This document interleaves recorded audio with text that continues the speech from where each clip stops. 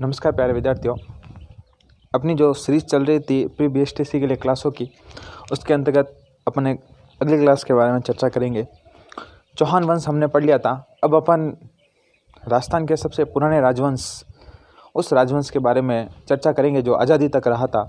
उस राजवंश के बारे में चर्चा करेंगे। वो राजवंश आता है आपके मेवाड़ का, ठीक है ना। तो आज अपन पढ़ेंगे मेवाड़ राजवंश। कौन सा राजवंश पढ़ेंगे? मेवाड़ राजवंश।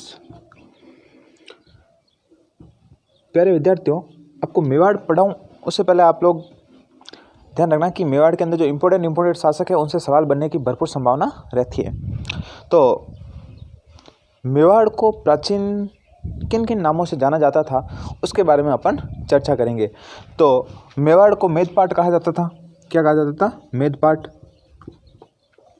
प्रागवाट, ठीक है ना। ये सारे क्या थे? मेवाड़ के प्राचीन नाम थे, ठीक है ना। और इसको सीवी जनपद भी कहा जाता था। कौन सा? सीवी जनपद।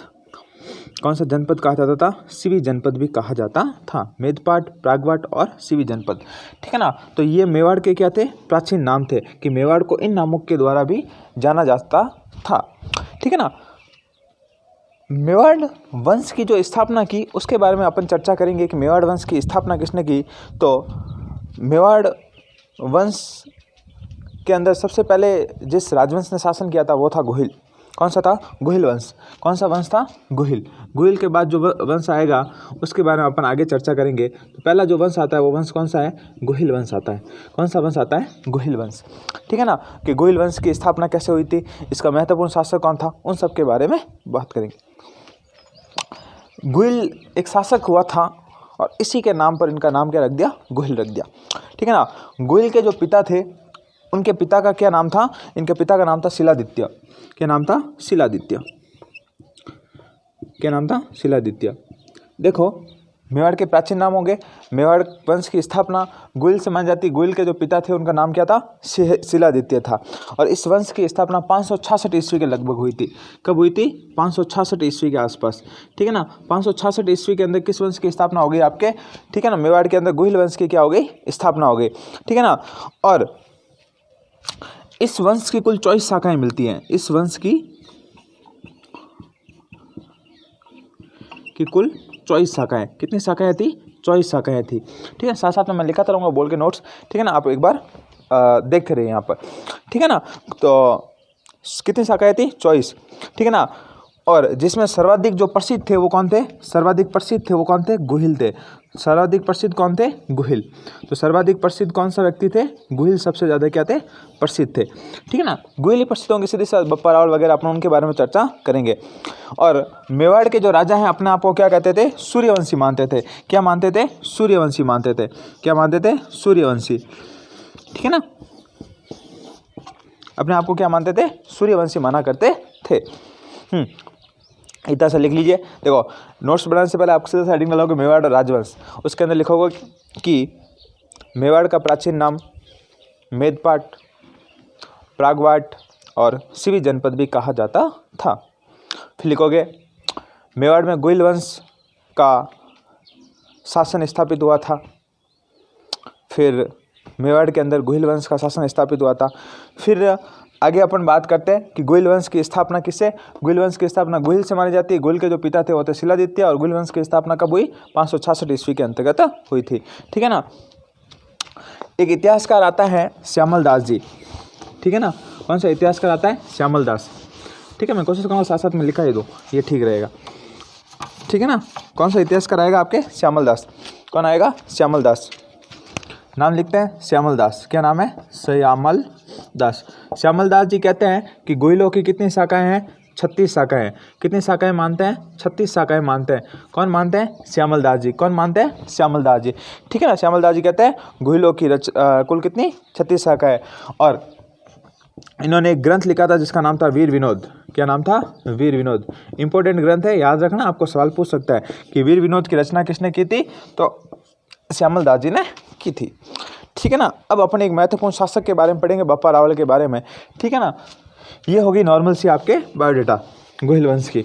अब अपन पढ़ेंगे बप्पा रावल के अंदर। अब साथ साथ में लिखते रहना। तो सबसे पहले अपन हेडिंग डालते हैं बप्पा रावल। क्या नाम था? बप्पा रावल। बप्पा रावल, ठीक है ना। बप्पा रावल था ना, इसको गुहिल वंश का वास्तविक संस्थापक कहते हैं। क्या कहते हैं? गुहिल वंश का वास्तविक संस्थापक। ये क्या था? गुहिल वंश का वास्तविक संस्थापक था। क्या था? वंश का वास्तविक संस्थापक,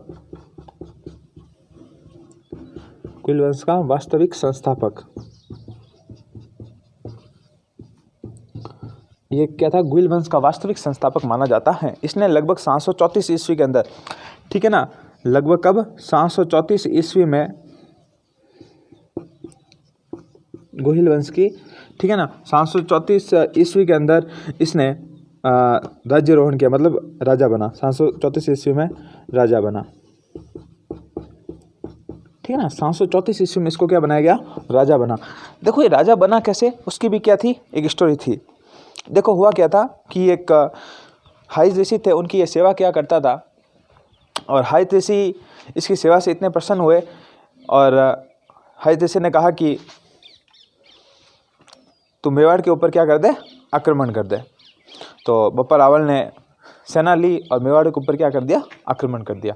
और इस आक्रमण के अंदर बप्पा रावल की जीत हो जाती है, और बप्पा रावल क्या बन जाते हैं? मेवाड़ के शासक बन जाते हैं।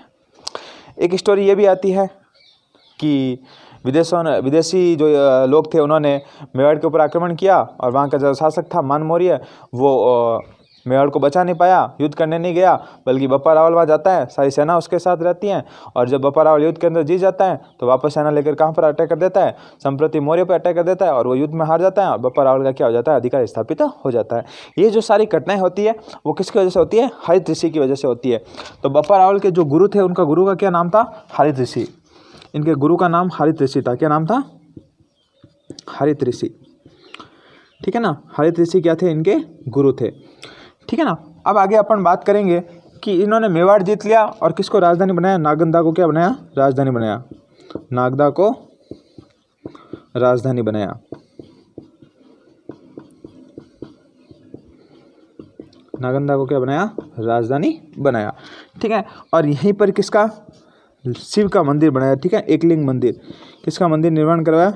एकलिंग मंदिर का निर्माण करवाया। मंदिर का निर्माण करवाया,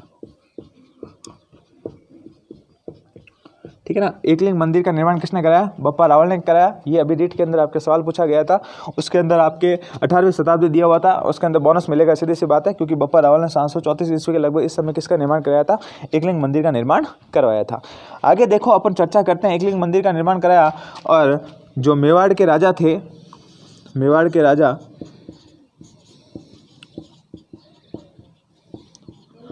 अपने आप को एकलिंग जी का दीवान मानते थे। क्या मानते थे? एकलिंग जी का दीवान मानते थे। क्या मानते थे? दीवान मानते थे कि हमारे जो राजा वगैरह तो कौन है? एकलिंग जी है, हम तो उनके क्या हैं? दीवान है, ठीक है ना। जो मेवाड़ के सारे राजा थे ना, वो एकलिंग जी का अपने आप क्या मानते थे? दीवान मानते थे, ठीक है ना। और देखो आगे अपन बात करें, इसके अंतर्गत आते हैं कि और क्या क्या चीज़ थी। अब बप्पा रावल ने मुस्लिम जो विदेशी आक्रमणकारी थे उनको भी क्या कर दिया? हरा दिया था, ठीक है ना। तो बप्पा रावल ने मुस्लिम सेना को हराया। किसको? मुस्लिम सेना को हराया। कौन सेना को हराया? मुस्लिम सेना को हराया। और संपूर्ण जो क्षेत्र था उनके ऊपर क्या कर दिया? अधिकार स्थापित कर दिया, ठीक है। मुसलमानों को हराया, वह गजनी तक चला गया। कहाँ तक चला गया? गजनी तक चला गया, ठीक है ना। गजनी तक चला गया, ठीक है ना। मोहम्मद गोरी वगैरह नहीं थे, वहाँ तक ये चला गया था, वहाँ पर अपना अधिकार स्थापित कर दिया था, ठीक है ना। और गजनी का जो शासक था उसका नाम था सलीम। इसने गजनी के शासक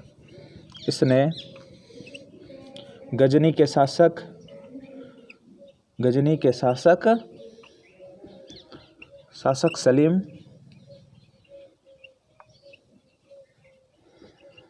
को हराया। गजनी के शासक कौन था? सलीम को इसने क्या किया? हरा दिया और अपने भांजे को वहाँ का राजा बना दिया। ठीक है ना, गजनी के शासक किसको? सलीम को हराया और अपने भांजे को वहाँ का क्या बना दिया? इसने राजा बना दिया। अब आगे अपन बात करेंगे कि और क्या क्या चीज़ थी, ये आपने लिख लिया होगा। ठीक है ना, आराम से लिख लो। ठीक है ना, गुहिल वंश का वास्तविक संस्थापक था, 734 ईस्वी में राजा बना, गुरु हरित ऋषि थे, नागदा को राजधानी बनाया, एकलिंग मंदिर का निर्माण करवाया, मेवाड़ के राजा अपने आप को एकलिंग जी का दीवान मानते थे, बप्पा रावल ने मुस्लिम सेना को हराया तथा इसने गजनी के शासक सलीम को हराया और अपने भांजे को वहाँ का राजा बना दिया। ठीक है, देखो आगे।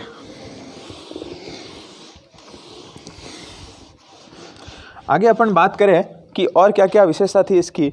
एक इतिहासकार आते हैं सीवी वेद, क्या नाम था? सीवी वेद। सीवी वेद इसकी तुलना चार्ल्स मार्टिन से करते हैं। बप्पा रावल की तुलना किससे करते हैं? चार्ल्स मार्टिन से करते हैं। ठीक है ना, सीवी वेद के द्वारा बप्पा रावल की तुलना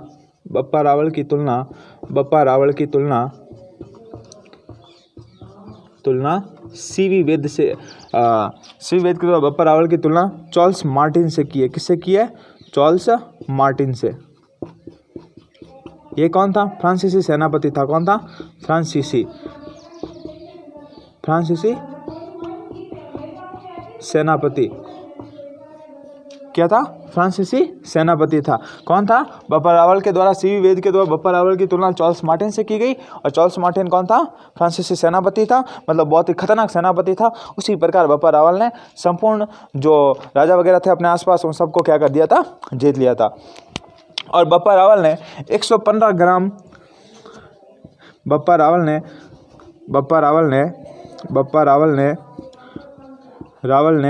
115 ग्रेन, ठीक है ना, कितने ग्रेन? 115 ग्रेन का सोने का सिक्का चलाया। ठीक है, कौन सा सिक्का चलाया? सोने का सिक्का चलाया। कितने ग्रेन का था?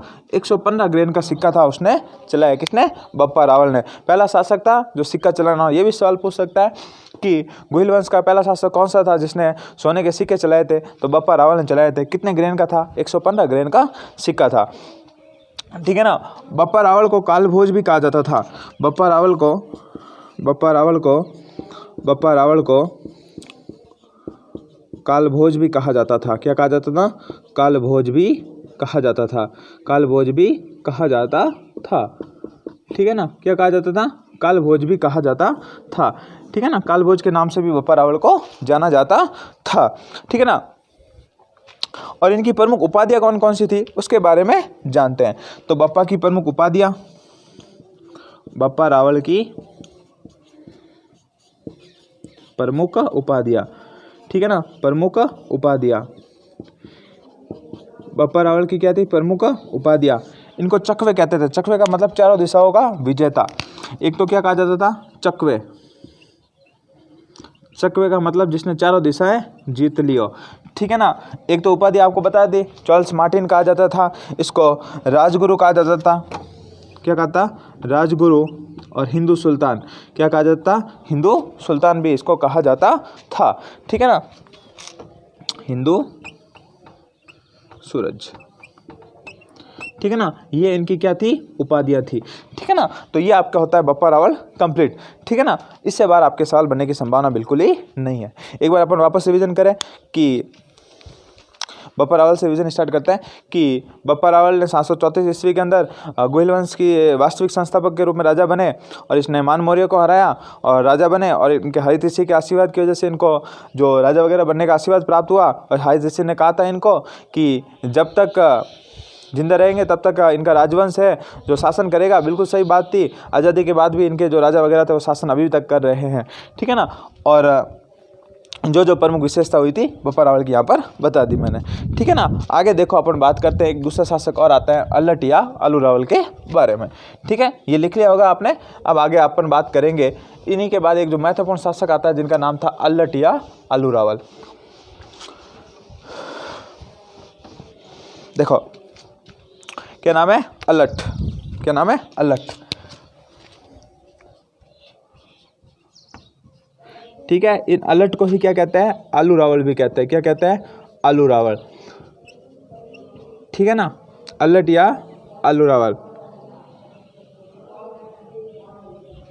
ठीक है ना, अल्लट या आलू रावल भी इनको कहते हैं। इन्होंने अपनी राजधानी बनाया दूसरी को बनाया, इसने अपनी राजधानी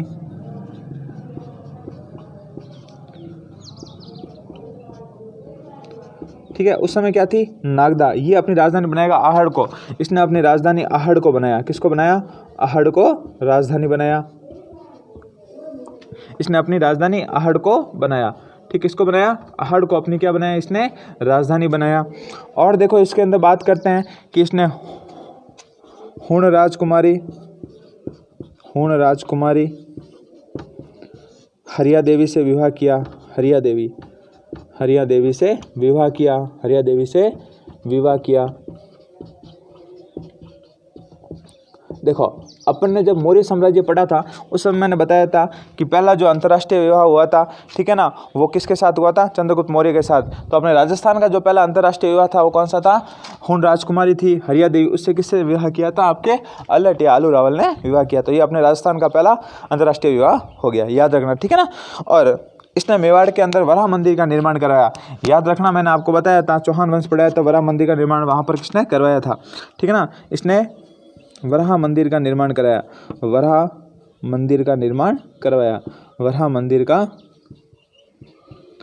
करवाया। कौन से मंदिर का निर्माण कराया, वराह मंदिर का निर्माण कराया। इसने ही मेवाड़ में नौकरशाही प्रथा को शुरुआत की। किसकी, नौकरशाही की शुरुआत की। किसकी शुरुआत की, नौकरशाही की। किसकी शुरुआत हुई इसके समय, नौकरशाही व्यवस्था की शुरुआत हुई।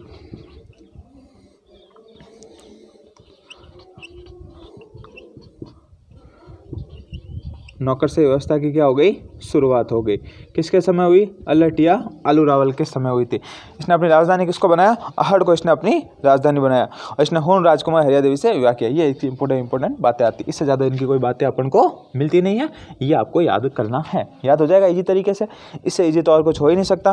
फिर आता है आपके जत्र सिंह, एक महत्वपूर्ण शासक आएगा, आपको कालक्रम पूछ सकता है, ठीक है। बप्पा के बाद अल्लट, अल्लट के बाद जत्र सिंह के बाद रतन सिंह के बारे में अपन बात करेंगे, ठीक है ना। ये सारी चीज़ें अपन को ध्यान रखनी है, ये चीज़ आपने लिख ली होगी, ठीक है। उसके बाद आगे अपन बात करते हैं।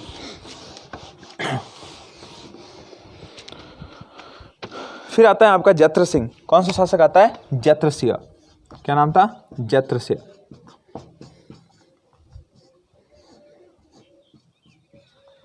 ठीक है ना।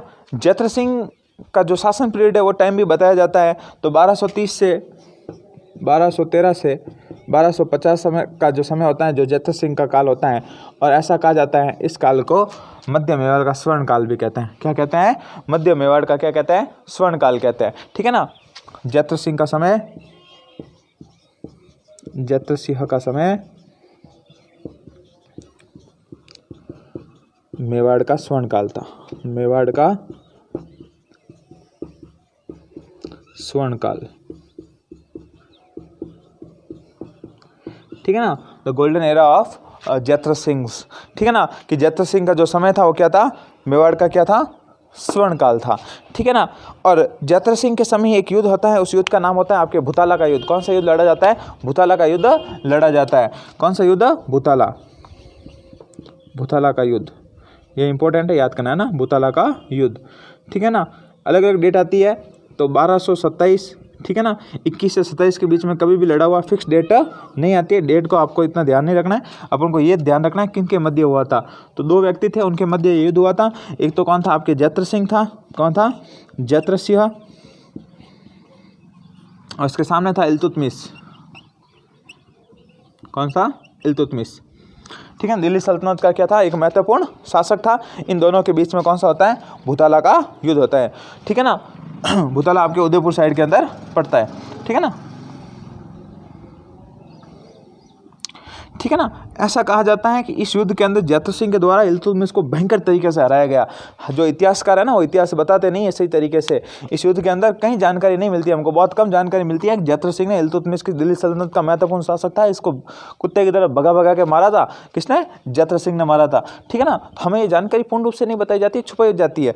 लेकिन अच्छी तरीके से जानना आपने, जत्र सिंह ने इस युद्ध के अंदर इल्तुतमिश की पूरी सेना को हरा के फेंक दिया था।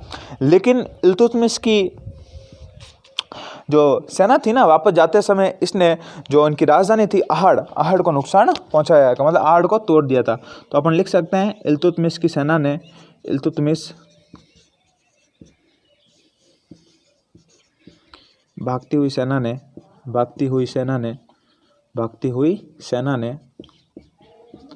ने आहड़ को ध्वस्त कर दिया था,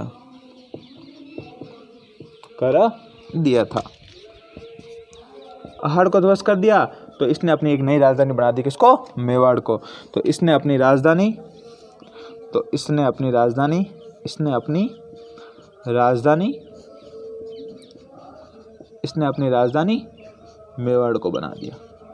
मेवाड़ को बना दिया था। आई बात समझ में? क्या हुआ? इल्तुतमिश की भागती हुई सेना ने आहड़ जो इनकी राजधानी थी उनको नष्ट कर दिया। तो इसने अपनी नई राजधानी किसको बना दिया? चित्तौड़ को नई राजधानी बना दिया।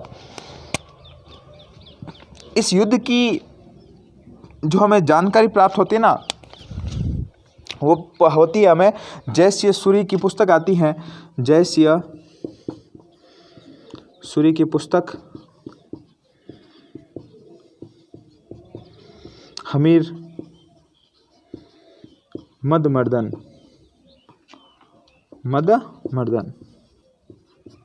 ठीक है ना, हमीर मदमर्दन तो पुस्तक आती है, उससे हमें इनकी जानकारी प्राप्त होती है।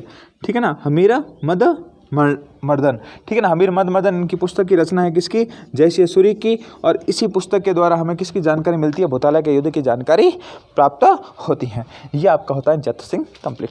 देखो सीधी सी बात है, जैत सिंह का समय मेवाड़ का स्वर्णकाल माना जाता है। भूताला का युद्ध हुआ था, इसके समय 1227 के अंदर भूताला उदयपुर के अंदर पड़ता है। इल्तुतमिश और जैत सिंह के बीच में युद्ध हुआ था, जिसके अंदर जैत सिंह ने भयंकर तरीके से किसको हराया? इल्तुतमिश को हराया। ठीक है ना, और उसके बाद इल्तुतमिश की जो भागती हुई सेना थी उसने आहड़ को नुकसान पहुंचाया, आहड़ का जो थी उसको पूर्ण रूप से नष्ट कर दिया। तो इसने अपनी नई राजधानी किसको बना दिया? मेवाड़ को बना दिया। और इतिहासकार कहते हैं कि इसका जो काल था वो स्वर्ण काल था। और जो ये युद्ध हुआ भूताला का, उसकी जानकारी हमें कहाँ से मिलती है? जयसिंह सूरी की जो पुस्तक है हमीर मदमर्दन, उससे हमें इसकी जानकारी प्राप्त होती है। ये होता है आपके जैत सिंह। हमने 3 शासक पढ़े महत्वपूर्ण, पप्पा रावल, अलट आलू रावल, फिर जैत सिंह। अब अपन का एक जो महत्वपूर्ण शासक आता है रतन सिंह, ये पढ़ते हैं। ठीक है, बाकी अपन कल पढ़ेंगे। एक पढ़ ले अपन रतन सिंह के बारे में।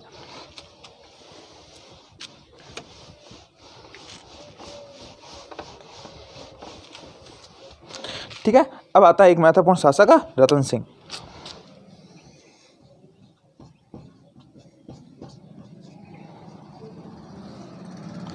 इनका जो शासन था वो काफ़ी ज़्यादा समय तक तो नहीं था, 1302 से 1303 के बीच में, 1302 से 1303 ईस्वी। देखो हुआ क्या था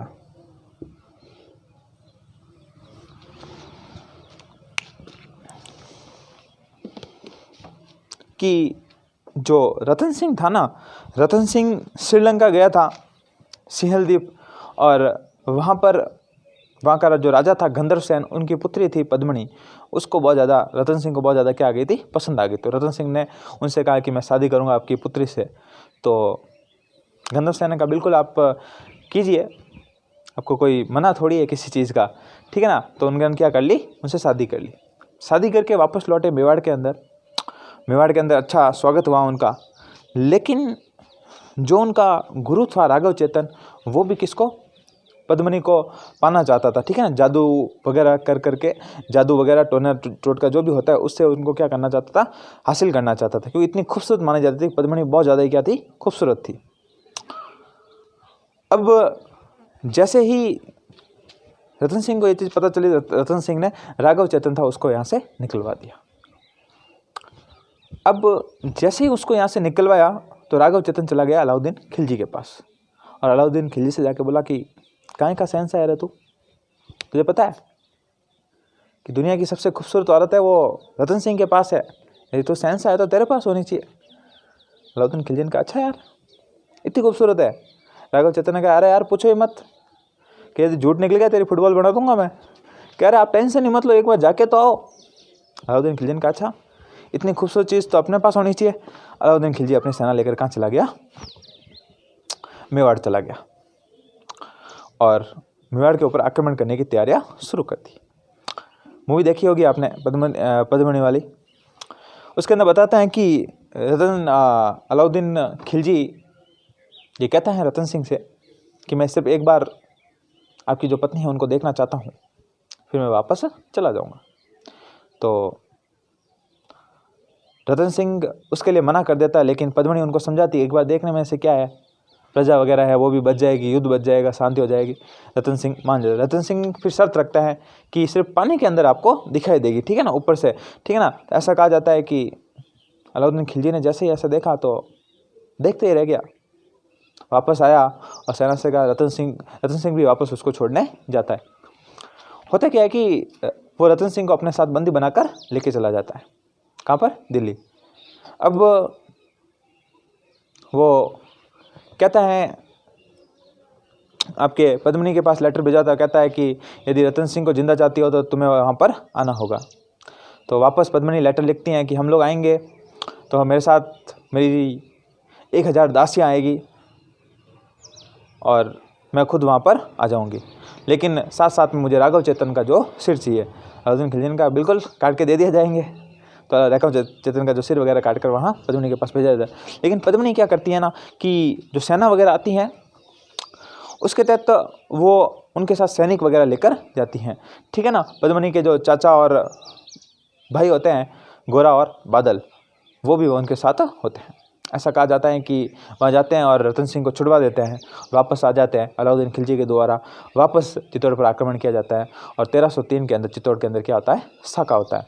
गोरा और बादल वीर गति को प्राप्त होता है, भयंकर तरीके से युद्ध लड़ते हैं और वीर गति को प्राप्त हो जाते हैं। और रानी पद्मिनी के द्वारा अपनी 15,000 महिलाओं के साथ क्या किया जाता है? जौहर किया जाता है। यह आपके मेवाड़ का पहला जौहर कहलाता है। देखिए, एक रानी थी, वो चाहती तो अलाउद्दीन खिलजी के पास जा सकती थी कि उनको बचना होता तो, लेकिन अपना स्वाभिमान सबसे बड़ी चीज़ होती है और अपने स्वाभिमान के लिए उसने आग में झुकना, आग में कूदना मंजूर हो गया और जौहर कर लिया। तो ऐसे इतिहास के अंदर, अपने राजस्थान के इतिहास के अंदर ऐसी बहुत सारी कहानियाँ, अनगिनत कहानियाँ पढ़ी है, बहुत सारी कहानियाँ मिलती हैं, ठीक है ना। आगे अपन बात करते हैं रतन सिंह के बारे में। देखो, 1302 से 1303 ईस्वी के अंदर रतन सिंह ने शासन किया था। इसने क्या किया, और ऐसा कहा जाता है कि इसका एक छोटा भाई था कुंभकर्ण। क्या नाम था? कुंभकर्ण। कुंभकर्ण छोटा भाई कहाँ चला गया? नेपाल चला गया। कहाँ चला गया? नेपाल चला गया, ठीक है, नेपाल चला गया था, ठीक है। कहाँ चला गया? नेपाल चला गया, ठीक है। उसने कहा कि देखो भाई यार, अपना बड़ा भाई बैठा है यहाँ पर, तब तक अपनी बारी तो आएगी नहीं, इसलिए काम करते हैं अपन तो यहाँ से राजपाट छोड़ के कहाँ चले जाते हैं? नेपाल चले जाते हैं। 1303 ईस्वी का जो समय था, अलाउद्दीन खिलजी के द्वारा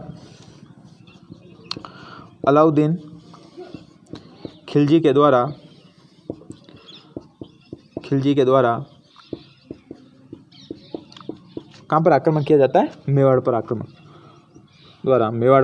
किया जाता है। आक्रमण किया जाता है।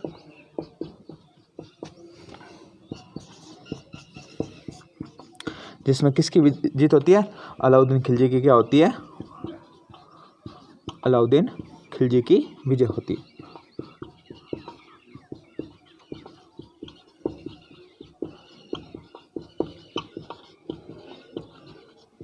ठीक है ना। अलाउद्दीन खिलजी की उसके अंदर क्या होती है? विजय होती है। और आक्रमण के क्या क्या कारण रहे होंगे, तो बहुत सारे इतिहासकार तो कहानी बताते हैं, लेकिन और बहुत सारे भी कारण हो सकते हैं। आप लोग सुनना कि अलाउद्दीन खिलजी की साम्राज्यवादी नीति। अलाउद्दीन खिलजी चाहता था कि मैं संपूर्ण भारत के ऊपर क्या कर दूं? अधिकार स्थापित कर लूं। इसकी वजह से भी उसने चित्तौड़ को जितना महत्वपूर्ण समझा। चित्तौड़ का सामरिक व व्यापारिक महत्व भी था। ऐसा कहा जाता है कि मालवा जाने का मार्ग चित्तौड़ होकर जाता था, इसलिए उसको जितना ज़रूरी था। और सुल्तान की प्रतिष्ठा का प्रश्न भी था। ऐसा कहा जाता है कि अलाउद्दीन खिलजी को किसी ने आके कह दिया था कि चित्तौड़ को जितना इम्पॉसिबल है, तो अलाउद्दीन खिलजी ने कहा ऐसे कैसे इम्पॉसिबल, हम जीत के बताएंगे, और उसने जीत लिया था।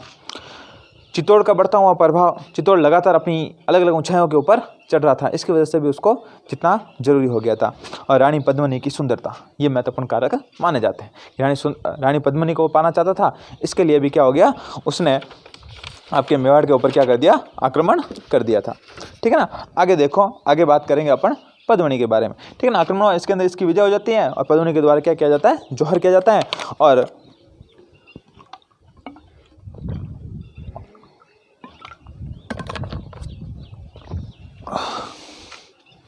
स्टोरी बताया था, मैंने बता दिया था कि रानी पद्मिनी के बारे में आपके राघव चेतन के द्वारा बताया जाता है, इतनी सुंदर है, वो आपके पास होनी चाहिए, ठीक है ना।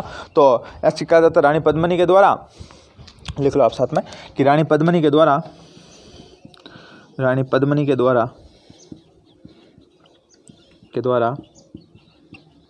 1600 रानियों के साथ 1600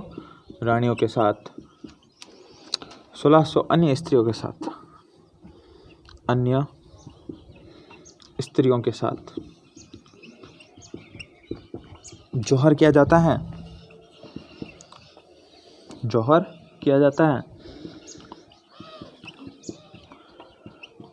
वह रतन सिंह के द्वारा केसरिया किया जाता है। रतन सिंह द्वारा केसरिया किया जाता है।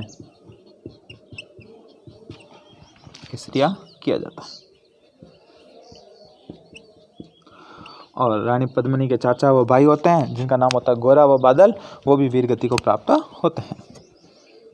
गोरा व बादल, चाचा व भाई, वे भी वीर गति को प्राप्त हो जाते हैं।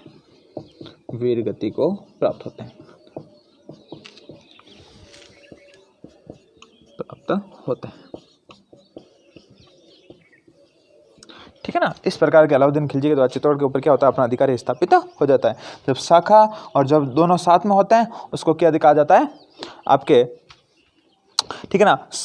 जौहर और केसरिया जब दोनों साथ में होते हैं उससे क्या कहा जाता है, शाखा कहा जाता है। क्या कहा जाता है, जैसे यहाँ पर मैंने बताया जौहर और केसरिया ये दोनों जब साथ में होते हैं उसको क्या कहते हैं, शाखा कहते हैं। क्या कहते हैं, शाखा, ठीक है ना। आई बात समझ में, ठीक है ना। और देखिए इसके बाद कि अलाउद्दीन खिलजी के द्वारा चित्तौड़ को जीत लिया जाता है। चित्तौड़ को अलग अलग नामों से लिखा जाता है, उनके बारे में यहाँ पर चर्चा करेंगे। ये आपने उठार लिया होगा। उसके बाद देखो आगे,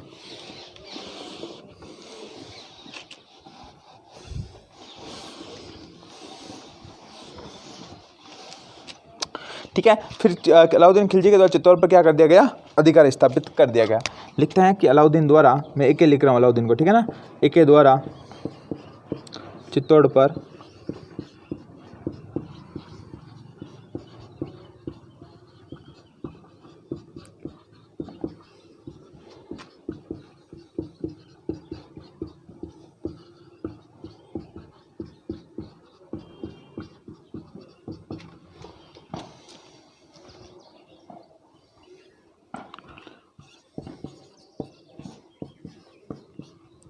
ठीक है।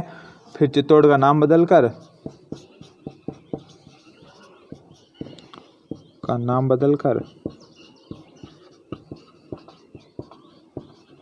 खिजराबाद कर दिया। क्या कर दिया, खिजराबाद कर दिया। वह अपने पुत्र खिजर खां को सौंप दिया।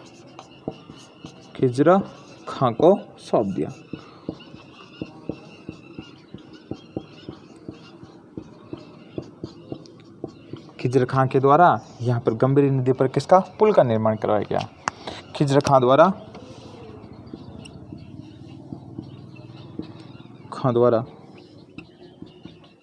गंभीरी नदी पर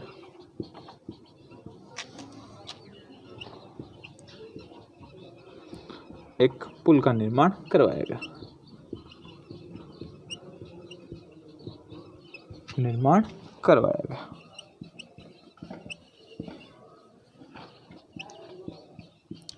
ठीक है। ऐसा कहा जाता है कि खिजर खां के द्वारा यहाँ पर एक लेख लिखा गया था। लेख लिखवाया था जिस पर अलाउद्दीन खिलजी को, एक लिखता है ना, एक को संसार का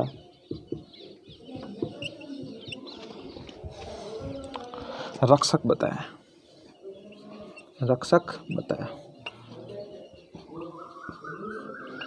ठीक है। फिर ऐसा कहा जाता है खिजर खां से इसका प्रशासक संभला नहीं और मालदेव सोनगरा को ये क्या दे दिया, किला दे दिया। किसको दे दिया, फिर अंत में यह दुर्ग मालदेव सोनगरा को सौंप दिया। मालदेव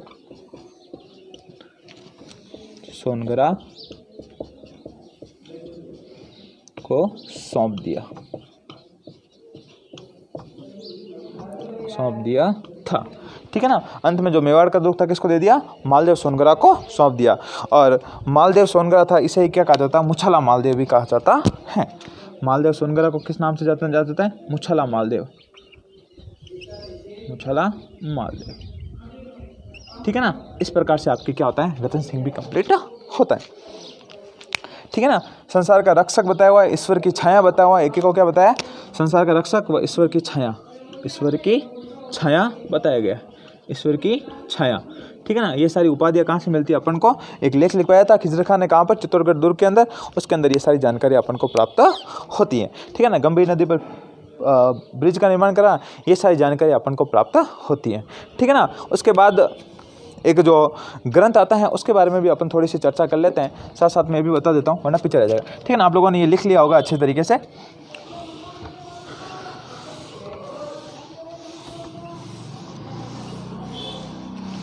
ठीक है ना। उसके बाद एक ग्रंथ आता है जिसका नाम है पद्मावत।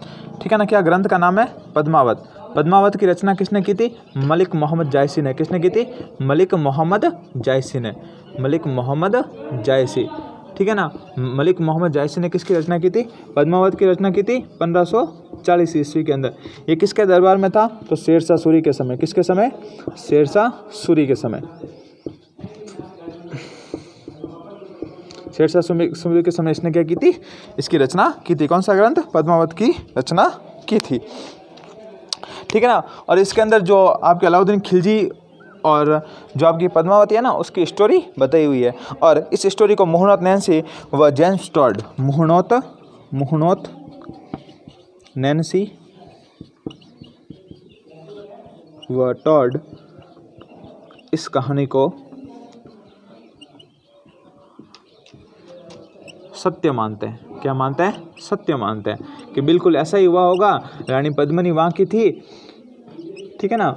और राव रतन सिंह वहाँ पर गया होगा और इसको लेके आया होगा। ठीक है ना। ये सारी घटना होती है। एक इतिहासकार आते हैं आपके, सूर्यमल मिश्रण।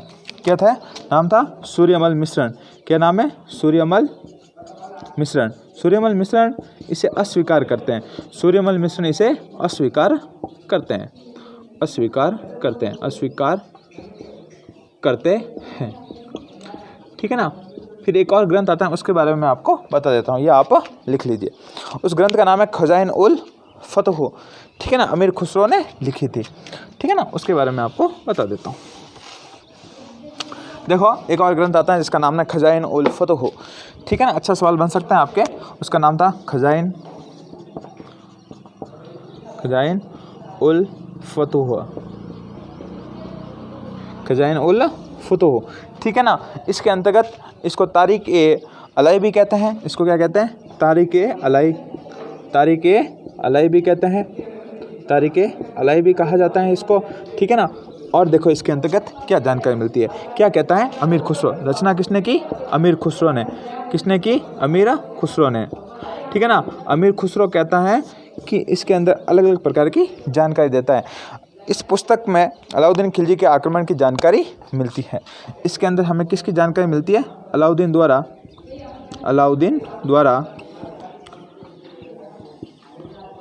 चित्तौड़ आक्रमण की जानकारी प्राप्त होती है। चित्तौड़ आक्रमण की जानकारी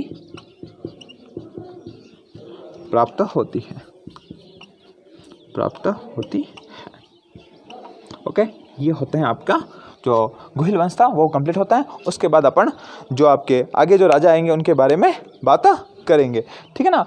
रतन सिंह मेवाड़ का अंतिम शासक था जो रावल उपाधि धारण की थी। उसके बाद जो सारे आएंगे वो राणा उपाधि के साथ आएंगे। ठीक है। धन्यवाद। आगे बने रहिए मेरे साथ।